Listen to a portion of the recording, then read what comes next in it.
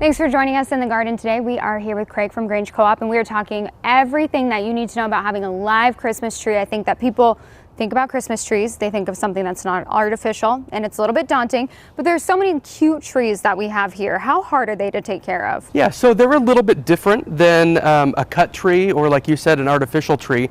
They're a really good idea. People really like the idea of you bring a live tree into your home, you have it in there for a amount of time, you take it out, you plant it, and then you have it, you know, as long as your house is around.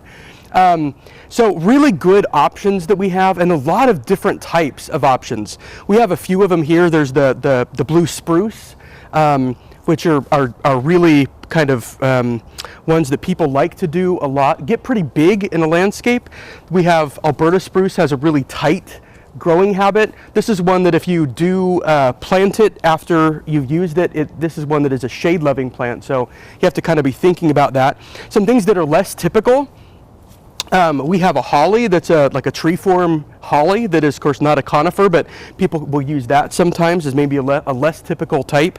There's pine trees, we have fir trees, quite a lot of different options. What does it entail to take care of one of these trees? So a little bit different than what you would do with a cut tree to think about, because of course these are live trees and they are in their dormant period. So they're not in their growing time, they are fully dormant.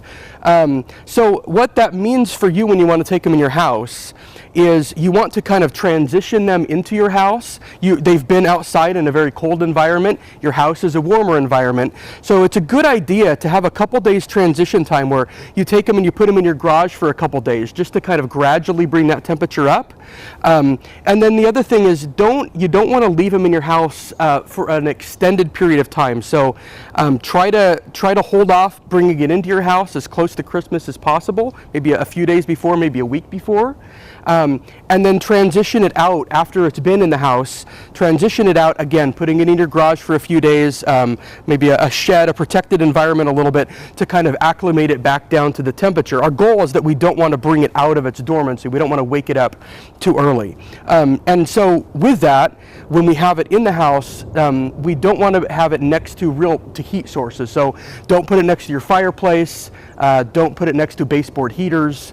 Don't put it under, a vent that's going to be, putting a lot of hot air on it. So just a fun way for people to kind of remember their holiday season. You can have it out in your backyard and kind of remember, I guess, your Christmas of 2022. Absolutely. Okay, well, perfect. Well, if you would like to get a live tree this year, if you're up for the challenge, head on over to Grange Co-op. And for more information, you can head to our website, KDRV.com.